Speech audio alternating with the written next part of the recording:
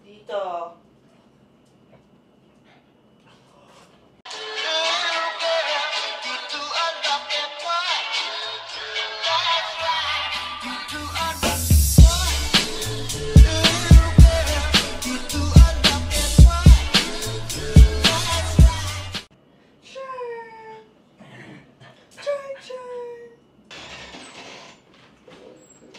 Good morning, Chooks to go. Good morning, everybody.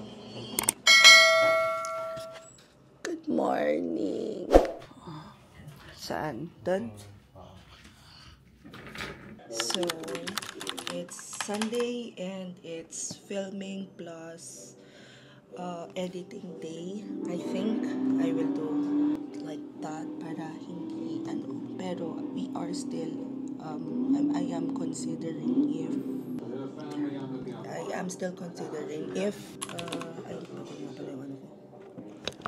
if ganun na lang yung gagawin ko, and then I will have Pearls help us out sa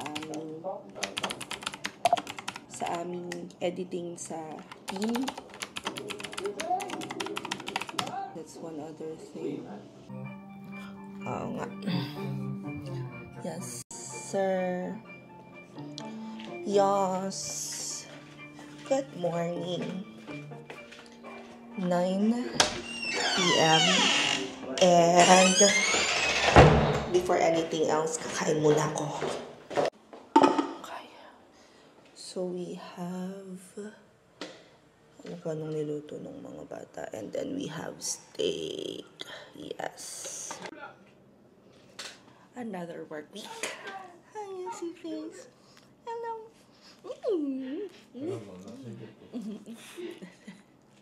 Yan na sila.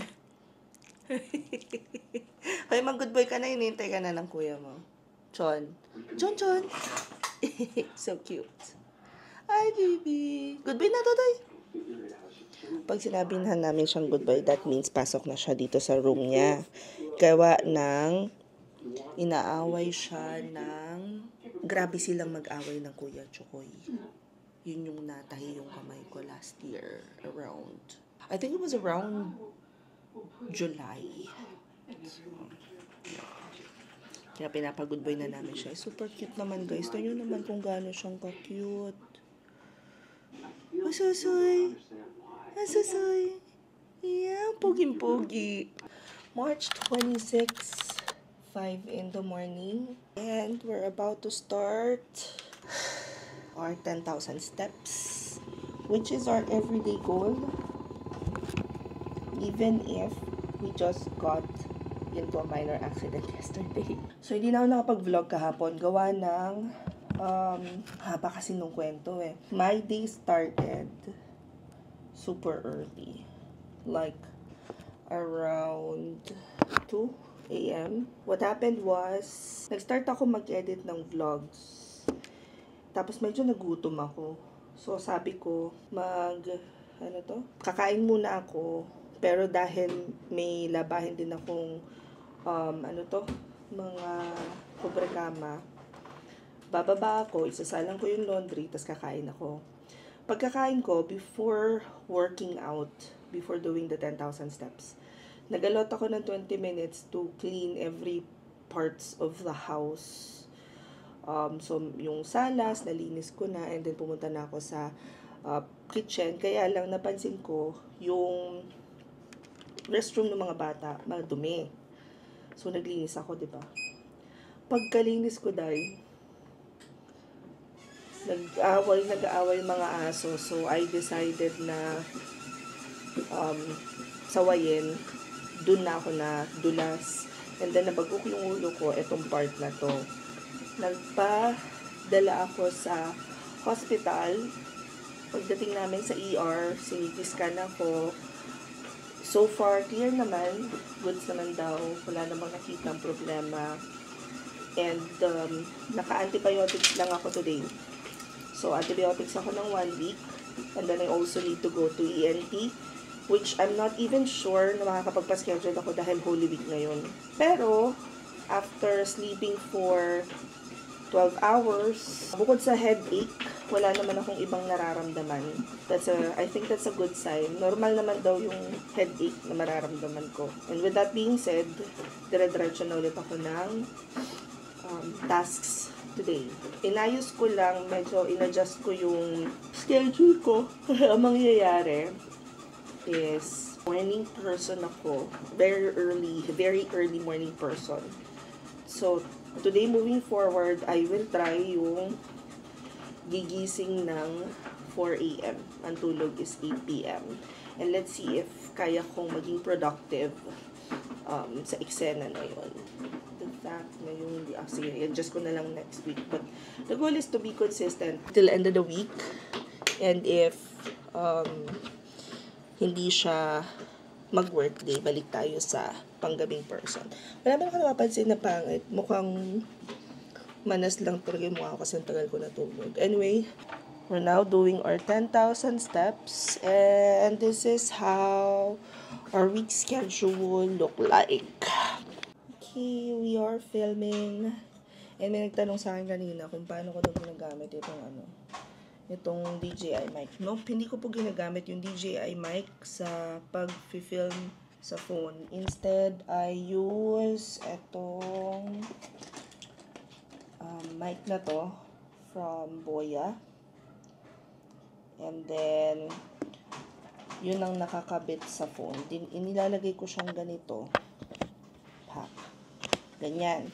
So, pag nag-film ako, nakita nyo nakaganito ako, ibig sabihin nag-film ako ng both TikTok and YouTube. Tapos, nilalagay ko kayo dyan. So, I am pretty much filming for 2 platforms na parehong gusto ko maganda yung audio. So, ganyan yung kinalalabasan niya. One other reason why I would do this is because may construction sa likod namin. So, maingay. Pero kapag hintayin ko pa silang matapos, alas 5 na sila umaalis. Kaya, ang hirap maghabol ba ng pag-film. Kaya, yan. Ito yung itsura ko pag nag-film ngayon. Bayaan nyo na lang. Hopefully, hindi siya ganun kaingay. Wait, let me just answer this question. Question dito is, ihahanda ko na yung presentation.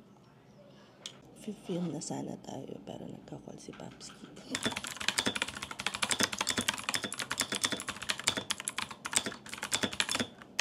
Ano nga ba yung mga recommended apps and tools as a freelancer? Hi, Mary here, and everyday nagpo-post ako ng bagong video sa pwede nyo sundan na some sort of roadmap kung gusto nyo na maging freelancer, virtual assistant, or gusto nyo na mag-work from home gamit ang computer at internet. And we have a question here from Lutsky. Tinatanong niya kung ano ba yung recommended apps and tools.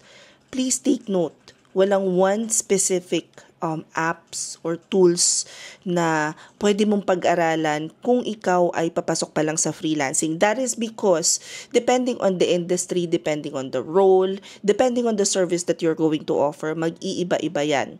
However, I have a list of tools na kahit ano pang position ang iyong makuha sa mga clients, kahit anong role yung i-offer mo, kahit ano pa yung service na iyong i-offer as a freelancer, ito yung mga most common tools na kailangan mong pag-aralan. Recording tayo, syempre, ganyan. Eksena. So here's the list of all the essential tools that you need to learn as a freelancer. Number 1, Google Workspace. Sa Google Workspace, meron dyan tayong tinatawag na calendar, Google Drive, Google Sheet. Guys, remember, kung gumagamit kayo ng Gmail, madali lang siyang malocate. All you have to do is open a new Google tab. Pagkatapos, dito sa Google tab, meron tayong tinatawag na, etong waffle icon dito sa pinakang taas. So, itong waffle icon, eto siya, yung 9 na dots sa tabi ng picture ninyo sa Google. Pag click nyo yan, lalabas na lahat ng nasa Google Workspace ninyo. So, you have business, you have Gmail, which is yung email ninyo, Docs, that's very similar to Microsoft Office. Drive, Calendar, Sheets, Slides, Chat. So, ang dami dyan. Forms, sites na pwede nyong gamitin sa paggawa ng portfolio. Yung contacts nyo, groups, if you're a member of any. YouTube is also part of Google Workspace. We have Maps, Photos, Google Ads. Nandyan lang lahat, including yung classroom if gagamitin siya ng inyong client, and commonly used siya ng mga coaches and mentors. Now, dito sa essential tools, hindi nyo naman kailangang ma-master lahat ng kailangan nyong gamitin agad-agad. But it would be a good start para makapag-practice din kayo. Depende sa gagamitin ng clients ninyo. Halimbawa, hindi naman laging Google Calendar ang gamit ng inyong mga clients. Minsan gagamit sila ng iba't ibang tools na kagaya ng sa Outlook, iPhone, meron din ditong, Mac. So, yung mga yan ay depende talaga sa kung anong gamit ng client ninyo. But if you have a good understanding of Google's calendar, magagamit nyo na ng mas madali yung ibang calendars pa. Next is Task Management App. Ang katumbas ng Task Management App sa Google ay Google Task.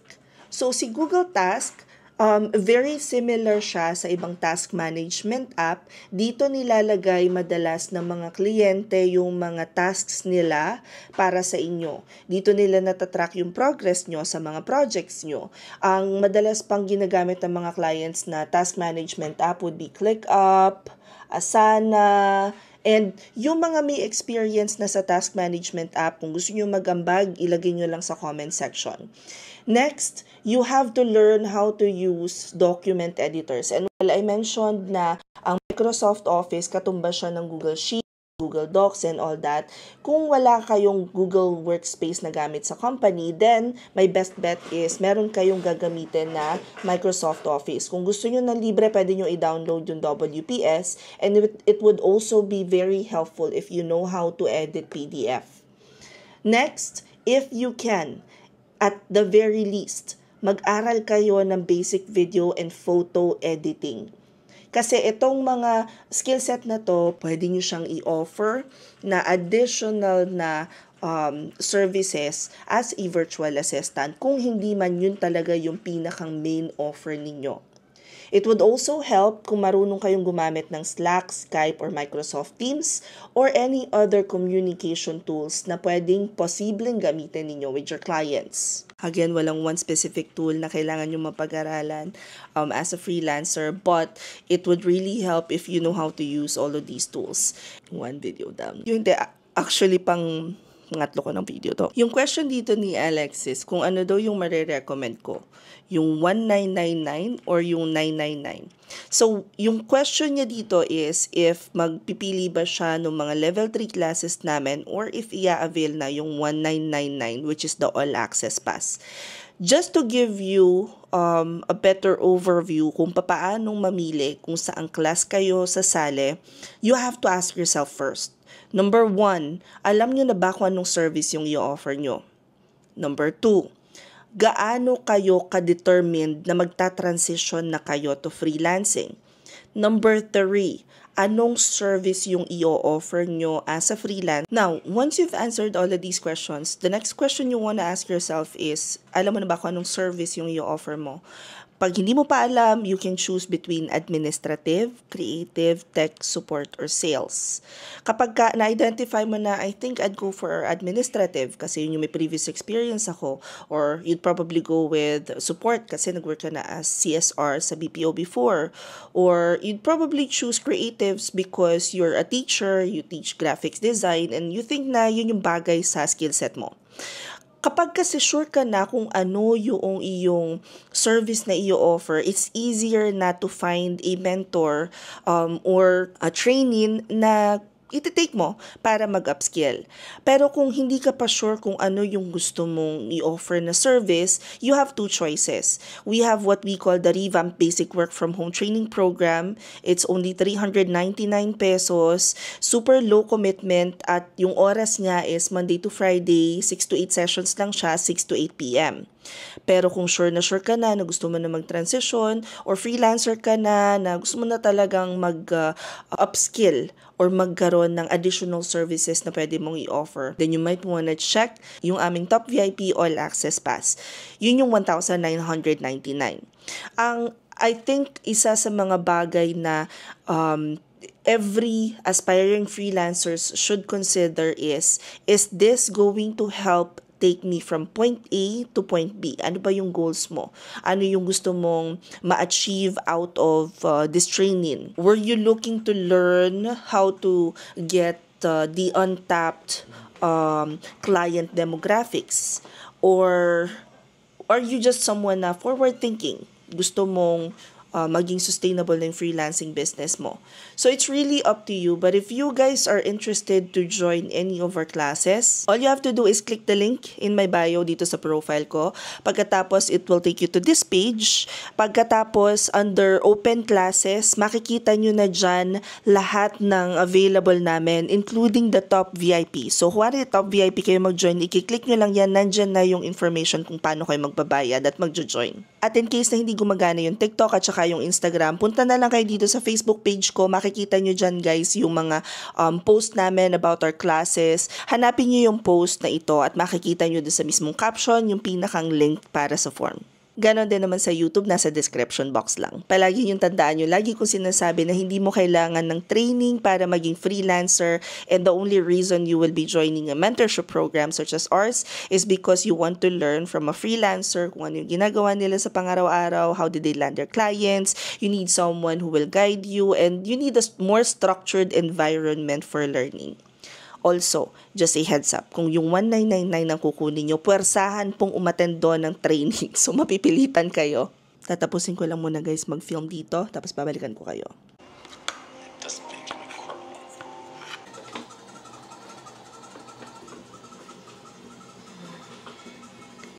Lunchtime. Kakatapos ko lang panoorin yung rewind. Diyos ko, yung papanoorin yung pag medyo meron kayong mga 3 scenes doon yung naiyak ako kasi nakaka-relate ako. I think that's one of the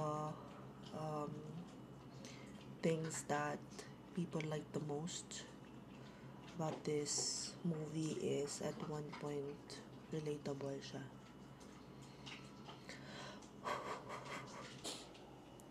Okay. Inaantok ako. Feeling ko yung antok ko ay dahil sa pag-iyak ko ng 3 times. 3 times lang naman ako naiyak. Dun sa palabas ni Ding Dong at Marian. Alam mo, very, yung plot ng movies, like typical, as in typical movie ng Filipinos. Pero may mga linya, may mga batuhan ng linya, may eksena na bigla kang makaka-relate na parang, oh shit. Oh my God. Anyway, inantok na naman ako. So, oras naman ng siesta, it's 1:17 p.m. Bumangon na rin ng Papski. So, ako naman, feeling ko iidlip muna ako bago ang lahat iba. It's 12 na lang.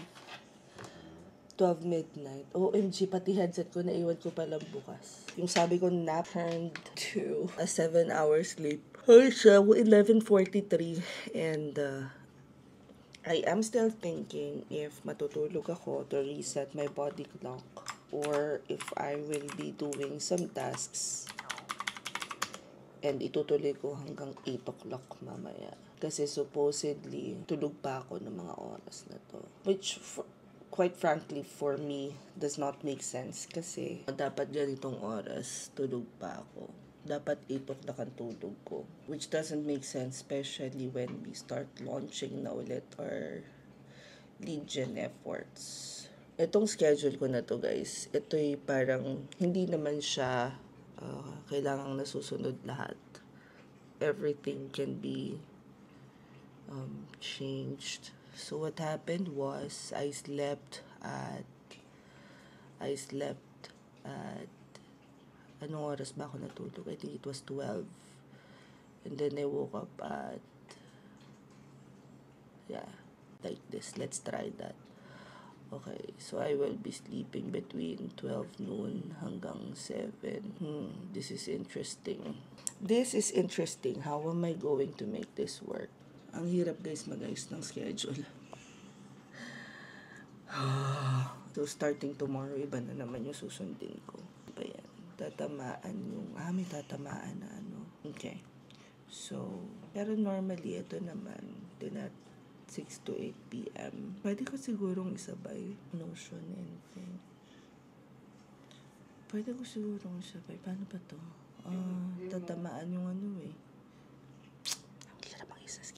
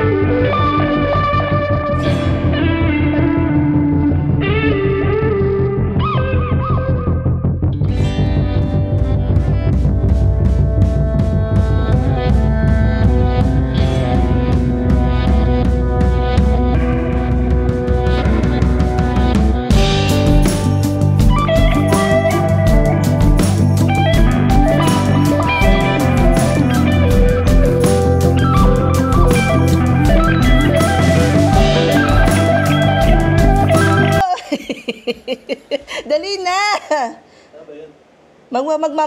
Magkatapos ni Lucas, ha?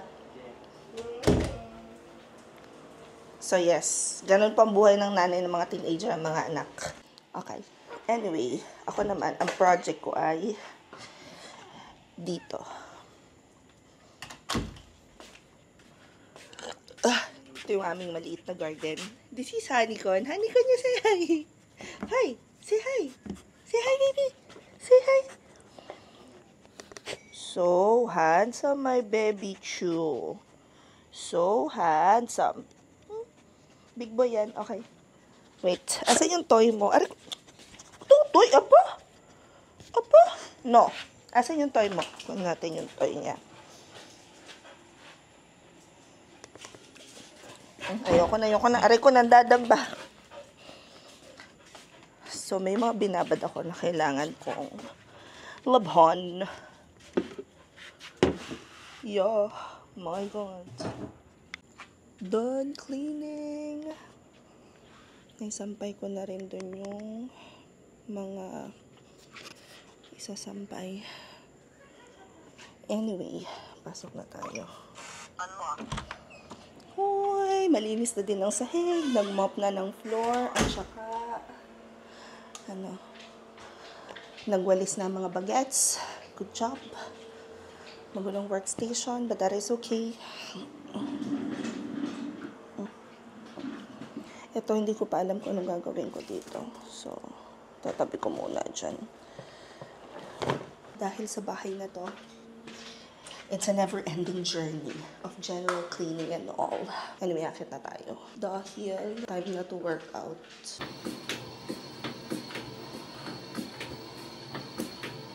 Almost 8,000 steps. Pero, 8,000 steps na kalab. Natanong ni Babski. Pero,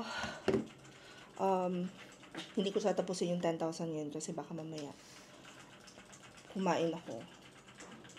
Parang i-allot ko yun doon. But naka 8,000 na tayo, so kukunti na lang gagawin natin for the day na steps. In the meantime, maliligo muna ako. Move natin yung schedule natin ng self-care here. Okay, and then move natin to dito. Yan, ayan, perfect. You see, iba yung epekto ng may sinusunod kang schedule. Kasi at least alam mo na natatap mo yung mga kailangan mong itap na tasks every single day nang hindi lang nakatingin sa task management app. That's just pretty much how I manage my daily tasks, both personally and then sa clients and then sa business.